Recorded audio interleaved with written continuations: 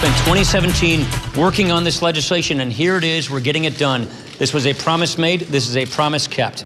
Breaking news on ABC 17 News at 5. House Republicans will now have to wait a little longer to fulfill the promise you just heard House Speaker Paul Ryan talking about. You are taking a live look at the Capitol tonight, where Senate Democrats just announced the plan has 3 provisions that violate Senate rules. They'll likely remove those provisions before voting on the measure, meaning the House will have to vote on the plan again after it's amended. This comes just hours after the House passed the $1.5 trillion bill. The Senate is expected to pass the plan either tonight or tomorrow morning. If signed into law, the plan would slash the corporate tax rate from 35% to 21%. Congresswoman Vicky Hartzler is praising the passage of the tax bill as a, quote, Christmas present for American families, end quote. ABC 17's Joey Parker talked to the Republican representative a short time ago and does join us live in the studio right now. And Joey, Republicans still need to convince the majority of the nation this tax package is as good as they say. Yeah, according to a CNN poll, opposition to the tax package has grown 10 points since early November. 55% of the country now oppose it, with only 33% in favor of the tax code. Congresswoman Hartzler says the bill is especially important to Missouri families and points out that it doubles the child tax credit to $2,000 and lowers the tax rate for every income level. The representative also says it's a good deal for students and young professionals.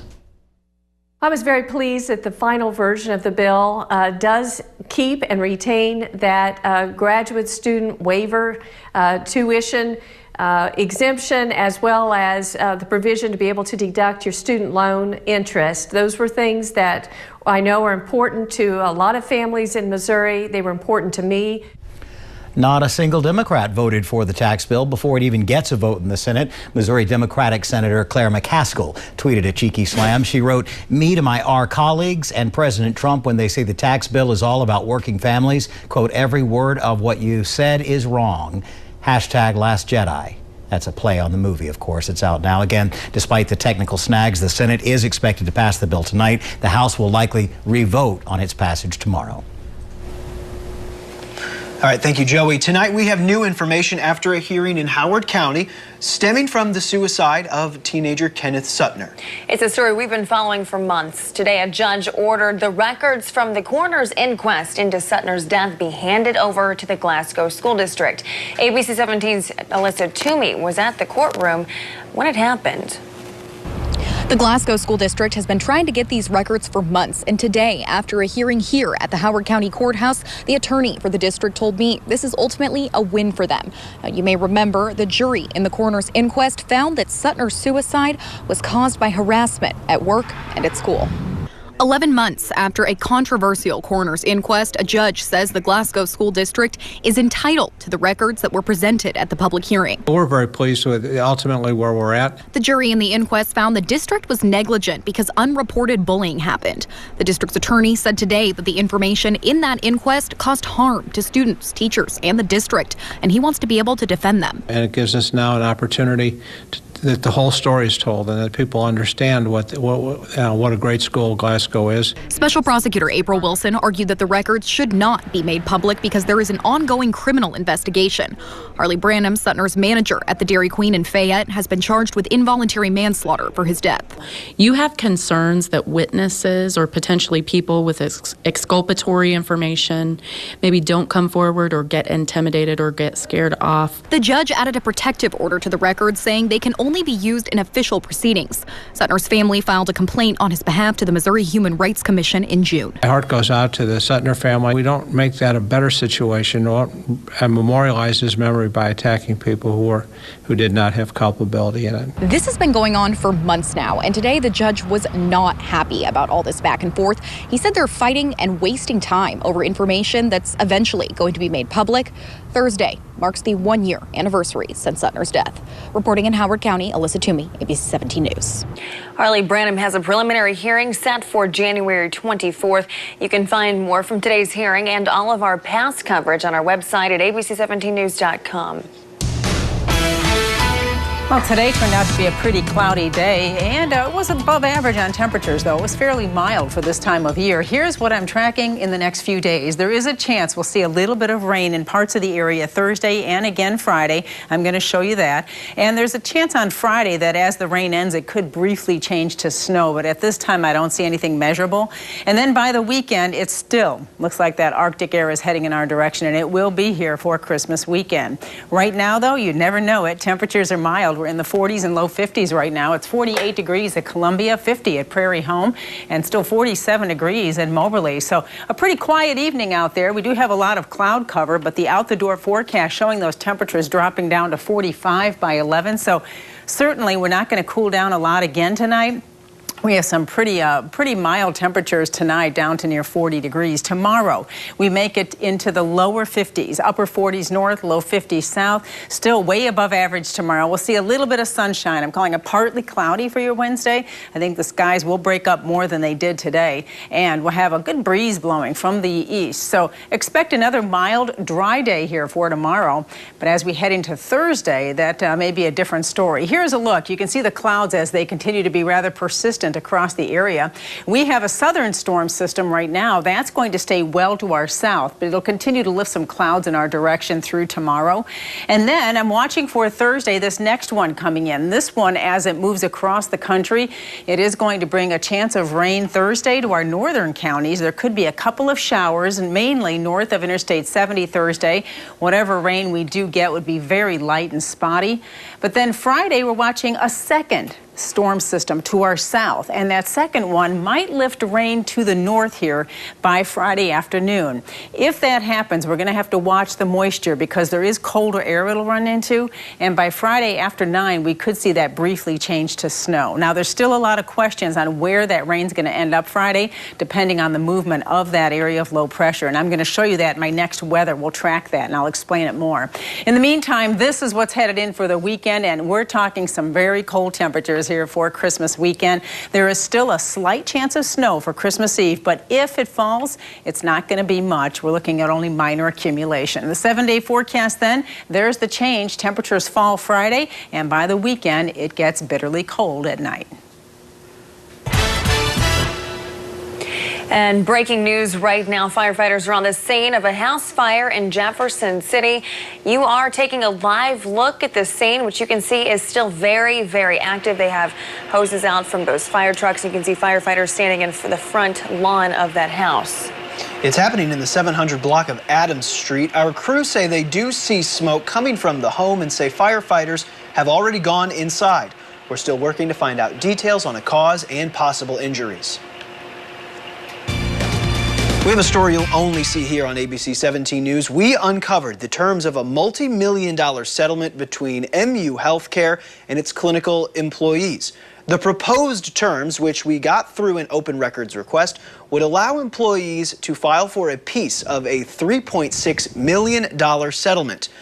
2 clinical employees sued over the hospital's timekeeping system, automatically taking 30 minutes out of their work shift for breaks, even if they worked through them. The settlement has not been approved by a judge yet. The Missouri Housing Development Commission voted just a few hours ago to stop using Missouri funds for low-income housing.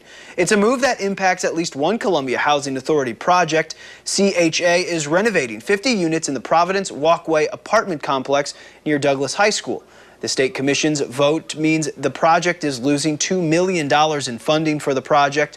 The renovations are expected to cost $9 million altogether.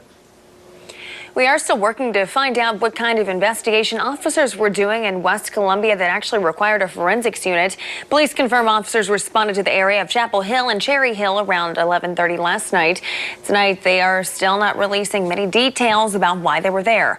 We asked police why they were seen carrying boxes out of a home, and they would only say they responded for a follow-up investigation. Miller County authorities say they have arrested a man in connection with a long-term drug investigation at the Lake of the Ozarks. The Miller County Sheriff's Office says it arrested this man, Mark Suter, last Tuesday. He's suspected of selling large amounts of meth in the area over the past several years. Authorities say Suter admitted to selling the drugs and is held on a $250,000 bond. The Miller County Sheriff's Office is requesting federal charges in the case and says more charges are possible. Police now say a man shot himself at the Red Roof Inn overnight. We told you crews responded to the hotel around 11 last night. Officers say a man was shot in the leg and taken to the hospital. Police were at the scene for about 4 hours while they waited for a search warrant. Dispatch records show police have responded to the Red Roof Inn 208 times in only the last year. Coming up on ABC 17 News at 5, where the news comes first. Authorities say several American tourists are among those hurt in a deadly bus crash in Mexico. Coming up, we'll tell you where the bus was going when it happened and how many people died in the crash. This is a huge issue, not only in Missouri, but nationwide, and it is time for us to do what we're supposed to do and address it. And new at 6 tonight, find out why Democrats say Governor Greitens isn't doing enough to fight the deadly prescription pill epidemic in Missouri. Let's take a look at News Around America tonight. Crews are working to clear the remaining train cars that actually derailed yesterday and then spilled all over the Washington State Interstate. Authorities say the train was speeding when it derailed, killing 3 people and injuring 100 others during its first run of a new, faster route. Critical safety technology designed to automatically slow or stop speeding trains was also apparently not working at the time. Transportation officials say the interstate where the train cars fell could remain closed for several more days. It appears calmer winds are helping firefighters in Southern California as they work to gain ground on a massive wildfire burning near Los Angeles. The Ventura County Fire Department says the fire is now 50% contained. It's already burned more than 270,000 acres, making it one of the most destructive fires on record in the state. So far, the Thomas Fire has killed 2 people, destroyed more than 1,300 structures, and cost around $124 million. Gusty conditions are expected to return midweek. In the case against a 25-year-old charged in a deadly school bus crash that is moving forward tonight, Jonathan Walker appeared in court today. Authorities say he was speeding in 2016 when he crashed the bus, killing 6 of the 37 children on board. Today's attorney asked the judge to keep Walker's phone calls from jail private records. The district attorney didn't oppose the request. However, the DA did say he wants an incoming call to Walker's phone before the crash to be entered as evidence. Walker's trial is set to start on the 27th of February. The White House says it plans to fill a district court seat with a pretty strong candidate. This comes after the president's former nominee for the District of Columbia announced he's withdrawing his nomination. Matthew Peterson apparently struggled to answer basic legal questions at his confirmation hearing last week. The White House is defending the president's pick tonight. It says the administration had 60 nominees and only 3 didn't make it through the confirmation process. Senator John McCain says he plans to return to work on Capitol Hill next month. We've told you the senator went home to Arizona after being released from the hospital for side effects from his brain cancer treatment. He'll undergo physical therapy and rehabilitation at the Mayo Clinic in the state. The senator is missing the vote on the GOP tax bill. However, on Twitter, he says he's feeling well and thanked everyone for support and encouragement. Authorities say at least 7 American tourists are among 15 people hurt in a deadly bus crash in Mexico. 12 people were killed, but right now it's unclear if any of the dead were Americans. It happened as the bus was traveling to see Mayan ruins about 3 hours away from Playa del Carmen. Authorities say the bus flipped, but it's unclear why. Royal Caribbean Cruises says passengers from 2 of its ships were on board the bus. Well, I am tracking a little bit of rain and even possibility of snow Friday. I'll show you why there's these changes in the forecast. I'll track that for you coming up. Well, welcome back. Temperatures right now are still hovering in the 40s to near 50 degrees. We still have a lot of cloud cover. They tried to break up today, but we didn't get too far here. Overcast at the lake right now is 51, 48 at Pre-Owned of Columbia. We have an east-northeast wind that's going to increase tonight, and as it does, that's going to give us a bit of a wind chill tonight. With a partly cloudy sky, temperatures this evening are at 46 at 9, but down to 36 by early in the morning tomorrow. It's going to be a little colder in the morning as we drop into those 30s, and that wind's going to give us those wind chills in the mid to upper 20s in the morning tomorrow. So, yeah, it'll be a little cold as you head out the door, but staying above freezing in December, That's pretty nice, isn't it? We are going to have a fairly mild night. A few spots will drop just below freezing. That's in our northern counties tonight, down to 30 at Moberly, but Columbia staying at 35 and 37 at the Lake of the Ozarks. Tomorrow, we'll still have some of those clouds around, but they'll break up a little more than they did today for a partly cloudy sky, and temperatures reach the low 50s for your Wednesday. It'll be a dry and quiet day. Now, as we head into Thursday, there is a chance we could pick up a little bit of rain. Notice how the green, those areas of very light showers, stay mainly north of Interstate 70. There's a chance we'll see some of that very light rain Thursday, and it looks like the better chances if you live north. As we head into Friday, we are watching another storm system to the south that's going to develop. The trick with this one is where's it going to track? If it tracks a little farther north, we get more rain and the chance of snow Friday evening. If it tracks farther south, we'll stay a little drier. So here's what the newest forecast models are doing. This is Thursday, and again, Thursday during the day, there's that rain we talked about for areas north of Interstate 70. Might pick up about 1/10 of an inch from that. And then as we head into Friday, we're watching this storm system right here, the second one, and that, depending on its track, will lift rain to the north Friday afternoon into the Ozarks. The Ozarks have the best chance of seeing rain Friday. The question is how much moisture will linger as the cold air comes in. There's a chance that we could see a brief turnover to snow Friday evening, depending on, again, the speed of that low pressure. It wouldn't last long and it would move out rather quickly, and then leaving us with a dry day Saturday. So will it snow Friday? Still some low confidence in that, just depending on where that low pressure system ends up. But it's something that we'll watch. Maybe a dusting in grassy areas Friday, but still too early to tell for Friday evening. And then Sunday for Christmas Eve, we still have that slight chance we'll get, a little bit of snow, but it doesn't look like very much. Ooh, look at that low at 10. Yep. All right, Sharon, thank you. You're welcome.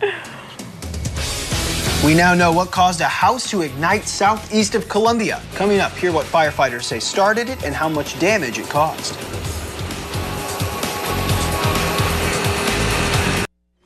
Welcome back. Firefighters say they have no information yet on the cause of a fire that destroyed a shed in Jefferson City. Yeah, crews responded to the home in the 100 block of West Circle Drive around 12:30 this morning. Firefighters say they were able to put it out and keep it from spreading into the house. They were on the scene for about 2.5 hours. Crews say the house has little damage, but the shed is a total loss. Boone County firefighters say a faulty electrical circuit is to blame for a different fire southeast of Columbia. Crews were called out just before 9 o'clock last night to David Allen Road. Fire crews believe the fire started on the back porch before spreading inside. Crews got the fire under control in less than 45 minutes, but officials say it caused $175,000 in damage. Those who lived at the home did get out safe. However, a dog was reported missing. Crews are tearing down a former restaurant in East Columbia. We got this video of the former Jack's Gourmet restaurant demolition today. It's on the business loop near Old 63 and had been around since the 1920s. The man who owned the restaurant died just last year. You can see crews have already demolished most of the building. We're still working to find out who currently owns the property and if anything new is set to be built on the lot.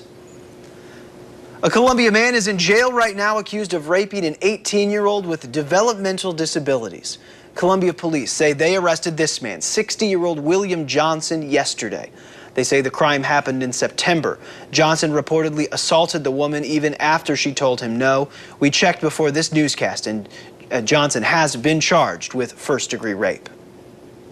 It is literally insane that this board and commission has the ability to appropriate the amount of money it does. Just tell them to hang on when there's nothing to hang on to. It's not a good answer. Coming up new at 6 tonight, hear both sides of the debate after the state pulls all of the housing tax credits to help poor people, the disabled, and homeless vets. Well, as you head out the door tomorrow morning, it is going to be a little colder. Temperatures in the 30s in the morning with wind chills in the upper 20s due to that east breeze, which will pick up tonight a little bit. Tomorrow, though, we still make it into those low 50s. It's still going to be mild for December. Only a couple more days of this mild weather, and then you see what happens. Friday's the day of transition. We could pick up a little bit of rain Thursday north in our northern counties, and Friday we have a chance of rain, possibly a little snow. Thank you, Sharon. Thanks for joining us.